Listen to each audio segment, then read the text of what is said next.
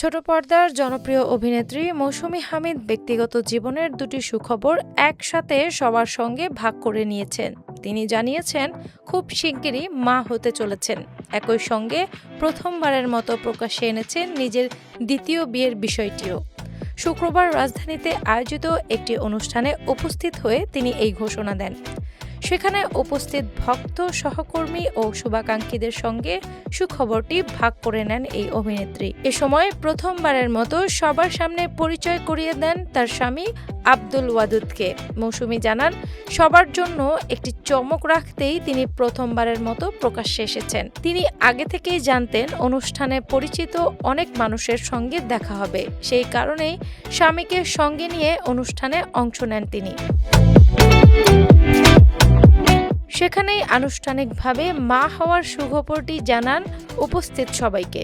অভিনেত্রীর ভাষ্য, ইচ্ছাকৃতভাবেই এতদিন বিষয়টি গোপন রাখা হয়েছিল, কারণ তিনি আশঙ্কা করেছিলেন বিষয়টি নিয়ে ভুল বা বিভ্রান্তিকর সংবাদ প্রকাশ হতে পারে। এমন পরিস্থিতি এড়াতেই আগে কাউকে কিছু জানাননি বলে উল্লেখ করেন তিনি। এই অনুষ্ঠানকেই তিনি খবরটি জানানোর উপযুক্ত সময় হিসেবে বেছে নেন। মৌসুমী জানান, তিনি এবং তার অনাগত সন্তান দুজনেই বর্তমানে সুস্থ আছেন।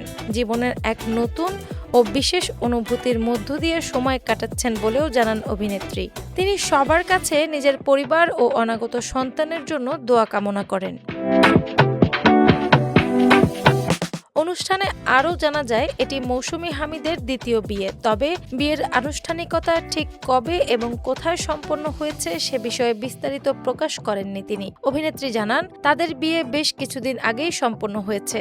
এখন তারা জীবনের এই বিশেষ সময়টিকে নতুন অতিথিকে ঘিরেই উপভোগ করতে চান। নিজেদের সম্পর্কের শুরুর গল্প সবার সঙ্গে ভাগ করে নেন মৌসুমী।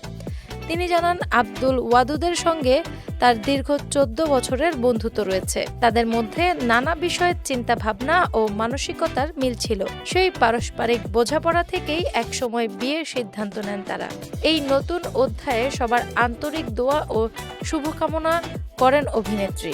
সুখবর ঘোষণার পর অনুষ্ঠানে উপস্থিত সহকর্মী ও শুভাকাঙ্ক্ষীরা তাকে অভিনন্দন জানান। পাশাপাশি মা ও অনাগত সন্তানের সুস্বাস্থ্য এবং সুন্দর ভবিষ্যৎ কামনা করেন সবাই। ডেস্ক রিপোর্ট, বাংলাবাজার পত্রিকা।